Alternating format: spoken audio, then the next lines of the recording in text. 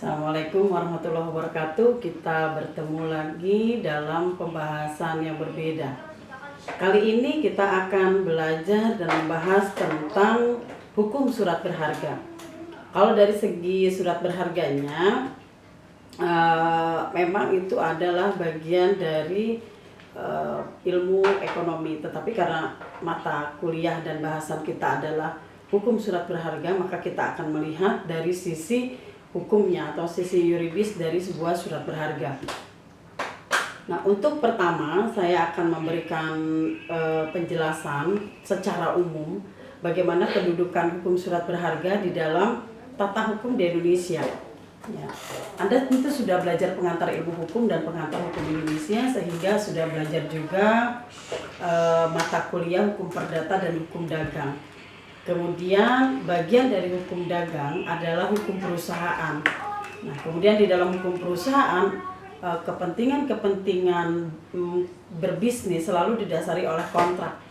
Kemudian kontrak itu biasanya diiringi dengan pembayaran-pembayaran berupa surat-surat berharga. Ya, itu kira-kira linknya, hubungannya dalam tata hukum di Indonesia. Ini perlu bagi Anda agar Anda tidak melupakan asas-asas pokok di dalam hukum perdata maupun hukum dagang. Kemudian jangan lupa juga asas-asas dalam hukum perjanjian yang menjadi dasar dalam pembahasan hukum surat berharga. Ya, saya mulai dengan referensi yang kita gunakan. Anda bisa menggunakan beberapa referensi yang juga saya anjurkan, atau Anda juga boleh mencari sendiri. Yang penting intinya adalah memberikan pemahaman tentang hukum surat berharga dari sisi hukumnya. Jadi boleh pakai yang mana aja boleh. Ya, tidak selalu harus mengikuti referensi dari saya. Yang pertama saya gunakan adalah surat berharga tinjauan yuridis dan praktis. Ini ada dari James Julianto Irawan. Ya, penerbitnya adalah Kencana. Seperti ini bukunya, ya. Kemudian karena surat berharga didasari oleh suatu perjanjian pokok, maka kita juga boleh menggunakan asas-asas hukum perjanjian. Yang ini asas-asas hukum perjanjian dari Profesor Dr. Wiryono Projodikoro. Ya, yang ini surat berharga, suatu tinjauan yuridis dan praktis. Ya. Kemudian bisa juga hukum kontrak, teori dan teknik penyusunannya. Tapi ini hanya sebagian saja digunakan. Kemudian Imam Prayoga, sayang sekali bukunya belum ketemu oleh saya. Tapi saya menggunakan itu, Imam Prayoga dan Joko Prakoso. Judul bukunya adalah Surat Berharga, Alat Pembayaran dalam Masyarakat Modern, dari penerbit Trineka Cipta. Ya. Nah, akan tetapi paling tidak bagi Anda yang konsentrasinya adalah hukum bisnis dan akan meneliti, misalnya deskripsinya akan meneliti tentang pembayaran-pembayaran modern masa kini, ya, itu sebaiknya punya salah satu bukunya, mungkin bisa yang surat berharga ini atau Imam Prayogo. Yang Imam Prayogo boleh juga. Oke ya. Nah, kita lanjut dengan pembahasan awal pada mata kuliah surat berharga, ya. Kita lihat dulu dari sumber hukum surat berharga. Kita bahas dulu sumber hukum surat berharga. Ya, oke. Sumber hukum surat berharga.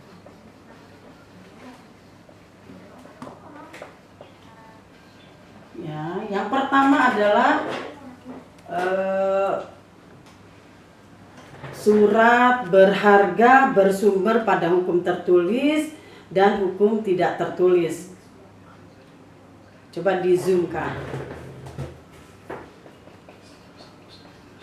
Hukum tertulis dan hukum tidak tertulis. Ya, supaya bisa dilihat, ya, di zoom supaya bisa dilihat. Nah, yang pertama seperti halnya juga di dalam hukum perdata, pokoknya penting ininya nih ya. KUH dagang, KUH perdata, KUH dagang, KUH perdata. Ini mengenai beberapa asas pokok di dalam surat berharga masih menggunakan KUH dagang maupun KUH perdata. Kemudian ada lagi undang-undang nasional lainnya seperti OJK, BI, peraturan BI, kemudian undang-undang pokok perbankan gitu ya. Nah, ada hukum tidak tertulisnya di dalam hukum surat berharga. Ini adalah kebiasaan, ya, kebiasaan di dalam transaksi sebuah wilayah atau sebuah negara yang boleh digunakan sebagai sumber hukumnya. Nah, kemudian perlu diingat pada awal pemahaman Anda bahwa surat berharga itu terbit dari perikatan dasar yang melatar belakangi. Jadi selalu ada satu perikatan yang menjadi latar belakang dari terbitnya surat berharga. Ya, tidak mungkin surat berharga muncul tanpa ada latar belakang suatu transaksi atau perikatan tertentu.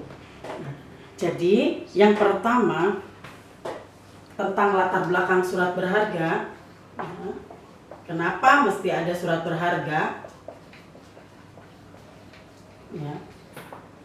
Yang pertama adalah adanya perjanjian terdahulu.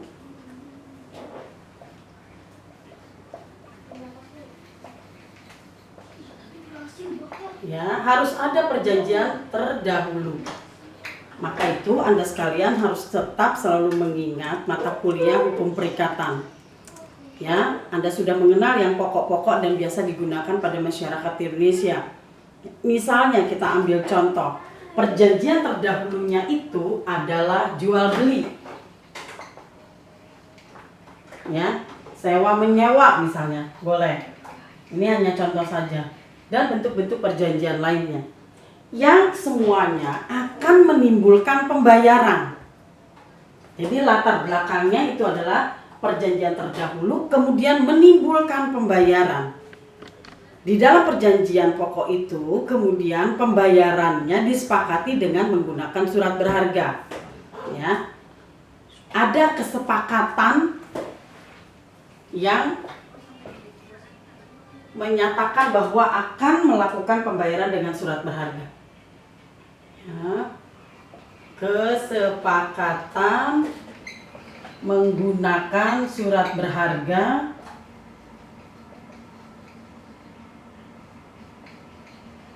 sebagai alat bayar. Ya, harus disepakati terlebih dahulu. Inilah yang menjadi dasar ya untuk kemudian lahirnya suatu surat berharga. Ya, karena mengapa mesti perjanjian itu menjadi dasar dari munculnya surat berharga?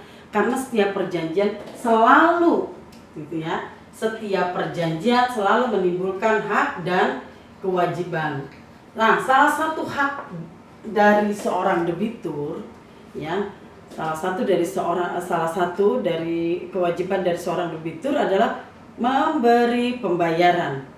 Pembayaran itu harus disepakati dalam bentuk surat berharga. Apabila tidak disepakati, maka dianggap melakukan pembayaran secara tunai. Ya. Kemudian ini hal yang paling penting bagi Anda pemahamannya. Makanya tidak bisa melepaskan diri dari asas-asas di dalam hukum dagang. Ya. Harus tetap mengingat adanya perjanjian-perjanjian terdahulu. Kemudian yang perlu dibahas pada awal pemahaman kita adalah legitimasi di dalam surat berharga. Ya. Harus ada legitimasi terlebih dahulu. Yang ketiga adalah legitimasi. Inilah sisi hukum, sisi yuridis yang membedakannya surat berharga dari sisi ekonomi. Ya. Sebetulnya hampir semua pembahasan pada satu materi kita itu selalu bersisian dengan ilmu yang lain, hanya sudut pandangnya yang berbeda. Misalnya Anda belajar hukum pajak, Anda belajar sisi yuridisnya, bukan pada perhitungan ekonominya. Anda belajar pada legitimasi apa yang mendasari penarikan pajak. Ya, begitu juga di dalam hukum surat berharga, penetapan bentuk dan lain sebagainya itu dilegitimasikan kepada bidang hukum. Ya, sedangkan pembayaran secara materialnya atau secara menyatanya itu adalah bagian bidang ekonomi. Ya, sedangkan kita ada di dalam pembahasan yuridis. Ya, maka legitimasi kita bahas sebagai bagian yang penting, ya, sebagai bentuk ikatan, ya, ikatan terhadap satu perwujudan hak dan kewajiban yang mesti dilakukan pada para pihak, ya. Nah, pengertian dari legitimasi dalam surat berharga adalah pengakuan yang diberikan oleh hukum pada pemegang surat berharga, ya. Pengakuan ini nanti kalau Anda sudah punya referensinya harusnya bisa mencari definisi lain, ya. Pengakuan yang diberikan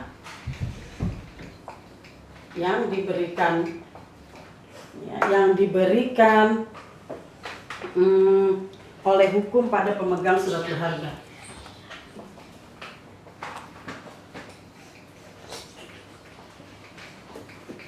Ya, nah, nanti legitimasi itu dibagi menjadi dua, legitimasi material dan legitimasi formil. Nanti kita akan bahas pada pertemuan berikutnya mengenai legitimasi formil dan legitimasi material.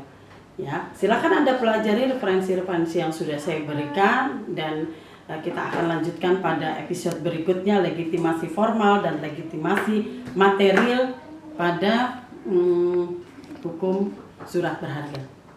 Assalamualaikum warahmatullahi wabarakatuh.